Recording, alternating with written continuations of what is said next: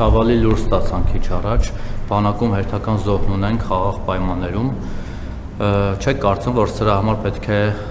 հստակ պատասխանատվության ենթարկվեն պատասխանատուները, օրինակ Սուրեն Պապիկյանը որպես նախարար, ԳՇՊ-ը, գուցե այլ անձինք, չգիտեմ այդ պատասխանատվություն ազատման տեսքով կլինի կամ որևէ այլ ձևաչափով, բայց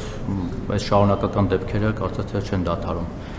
Ալեն Սիմոնյանի մասով առավոտյան ես գրել էի, դուք այսօր հաստատեցիք իր հարսանեկան նվերը, այսպես ասած, կարող եք էլ նվեր չտանել, ոնց որ պաշտոնը, ուղղակի զուտ հետաքրքիր գործընկերներս էլ հուշեցին, որ ձեր հարաբերությունները լարված են, ասում են մի հատ հարցուր բարեշեցիք Ալեն Սիմոնյանի հետ, ոնց ստացվեց, որ պաշտոնին նշանակեցիք, կարգավորվեցին հարաբերությունները, թե չէ, որտեղ ձեր նախորդ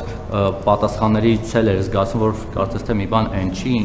ինչ փոխվեց այս ընթացքում կամ ինչպես համոզեցրեց, որ նշանակեցիք նրան ԱԽ քարտուղարի պաշտոնում եւ նրան էլ ոնց որ թե զեսպան եք նշանակում Գրիգորյանին Միացյալ Թագավորությունում։ Եվ մի բան ռուսական սանկցիաների հետ կապված, տեսեք դուք, ես հիշում եմ ձեր թիմը դեռ նախընտրական շրջանում էլ Սամվել Կարապետյանին գրեթե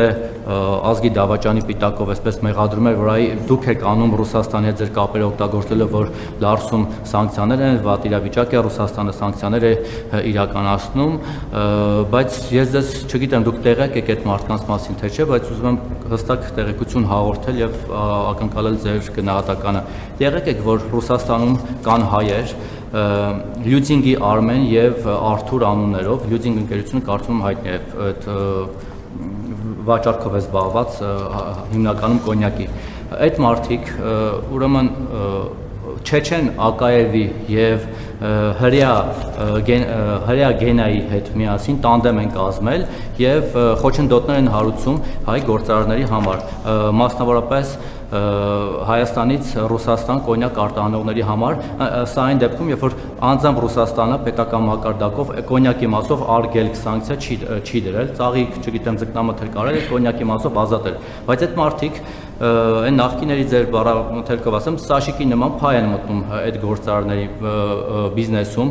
պարտադրում են, որպեսզի ստեղծում են պայմաններ այդ Ակաևի մյուսների միջոցով, որպեսզի այդ սելխոզ, այդ նadzորները ռուսական գնան, խնդիրներ հարուցեն, օրինակ կոնյակ արտադրողների այնտեղի բազաների համար փակեն, լիցենզիայից զրկեն, որպեսզի այստեղից արտադրողները միայն իրենց լյուդինգի միջոցով կարողանան արտահանել եւ իրենց փայ տալ 15-ից 17%-ի չափով։ Դրանք հստակ տվյալներ են, դուք էլ կարող եք ձեր հնարավորություններով ճշտել։ Օրինակ դուք ինչ եք պատրաստվում անել այս կապակցությամբ, որտեղ նրանք օրինակ նույն Լյուդինգի Արմենը նաև Հայաստանի քաղաքացի է, այստեղ կապեր ունի, որպեսզի իրենք գոնե այստեղ չհարվածեն եւ չնպաստեն ռուսական հարաբերությունների ավելի վատթարացման եւ չհարվածեն հայ արտադրողների բիզնեսին եւ արտահանմանը։ Շատ լավ, հետաքրքիր է, որ տենց պնդումներ եք անում դուք կամ չգիտեմ ով որոշել է, ընդհանրապես հետաքրքիր է, որ դուք իմ մասին ավելի շատ բան գիտեք, քան ես ինքը։ Դուք գիտեք ես ում հետ լավ հարաբերություններ ունեմ, ում հետ վատ, ում հետ լարված, ում հետ ինչ խոսացի,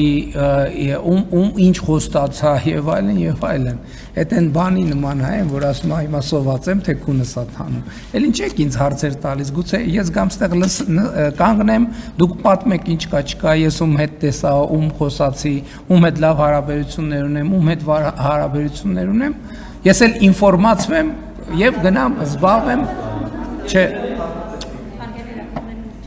Շատ լավ, ես խոսում եմ հարաբերությունների մասին։ Այսինքն չունեմ մեկնաբանություն այս հարցի հետ կապված, ես ընդհանրապես ասեմ ձեզ, որ մեր քաղաքական թիմում ես լարված հարաբերություններ չեմ ունեցել, չունեմ եւ չեմ ունենալու։ Կան աշխատանքային հարաբերություններ, այդ աշխատանքը բազում շերտերից է բաղկացած եւ դա նորմալ պրոցես է, իսկ ձեր պատկերացված լարվածությունների մասին խոսք անգամ լինել չի կարող։ Ինչ վերաբերում է Արմեն Գրիգորյանին, ես իրեն աշխատանք եմ առաջարկել վարչապետի աշխատակազմում, ինքը ընդհանրապես պետական ծառայության մեջ առաջիկայում կարծես թե նախընտրում է պաուզա վերցնել,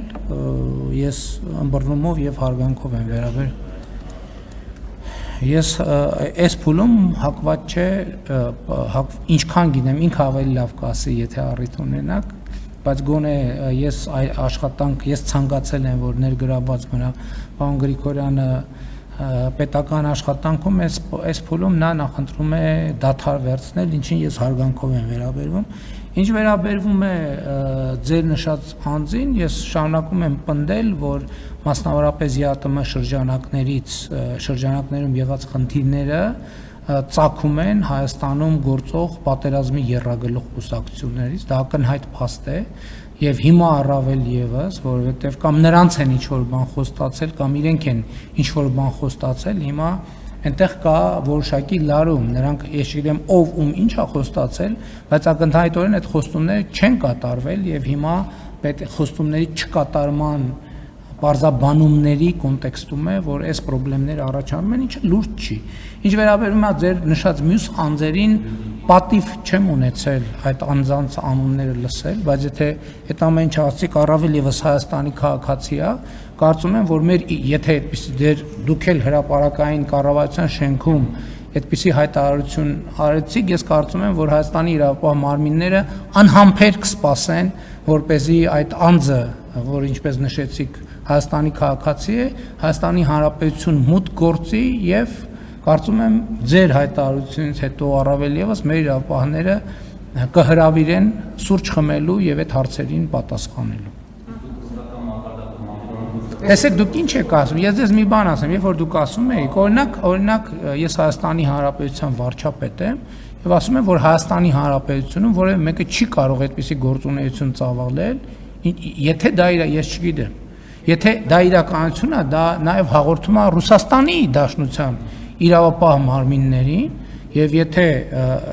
կարծում եմ, որ Ռուսաստանի Դաշնության իրավապահ մարմիններն էլ ձեր հայտարարության, մենք ուղիղ եթերում ենք հիմա, եթե չեմ սխալվում, ձեր հայտարարության հիման վրա Ռուսաստանի Դաշնության իրավապահ մարմիններն էլ պետք է հետաքննություն սկսեն, թե ով է, ինչ է եւ այլն, բայց կներեք իմ կարծիքով ինչ որ դուք ասում եք, իմ կարծիքով եթե դա իրականություն է, դա առաջին հերթին վիրավորական է Ռուսաստանի պետության համար, որտեղ ես պատասխանատու ձևով ասում եմ, որ Հայաստանի Հանրապետությունում որևէ մեկի նկատմամբ այդպիսի գործունեություն չի կարող ծավալել։ Դա բացառ որ պահին այդպիսի ինֆորմացիա լինի, Հայաստանի իրավապահ մարմինները եւ գուցե եթե ՇՄ հատում է իրավապահ մարմինների գործունեության կարձագանք են, իսկ եթե այլ վարչական մարմիններն էլ էլի կա Հայաստանի Հանրապետությունում որևէ մեկը չի կարող այդպիսի բան անել, բացառված է, չի կարող այդպիսի բան լինել։ Արդեն գործադրեցի նախնական ջանքը, որովհետև էլի եմ ասում, պատիվ չի ունեցել ձեր նշած անձանց գործունեության հետ առնչվել, բայց քանի որ դուք ինձ այդ պատվին արժանացրիք, ես երկու ուղղությամբ արդեն նախնական ջանքը գործադրեցի եւ կարծում եմ, որ ձեր հայտարարությունների մասին մեր մարմինները ինձ տեղեկանք կտան, թե ինչի մասին եք դուք ասում եւ որ դրվագներն են, որ մենք այս պահի մեր ունեցած տեղեկություններով կարող ենք հաստատել։ Բանակի մասով, այո, ես ասեմ նաեւ, որ առավոտյան իրադրությունը քննարկել ենք Պաշտպանության նախարարի հետ եւ այսօր եւ առաջիկայում կլինեն որոշակի կադրային լուծումներ այն մարմիններում, որոնք անմիջապես պատասխանատու են այդ խնդրի վերաբերյալ։ Ըստ ամենայնի մենք փոփոխություն կունենանք, ըստ ամենայնի չէ, որոշումը կայացրել եմ արդեն, ռազմական ոստիկանությունում փոփոխություն կունենանք, բարոյահոգեբանական ապահովման վարչությունում փոփոխություն կունենանք եւ նաեւ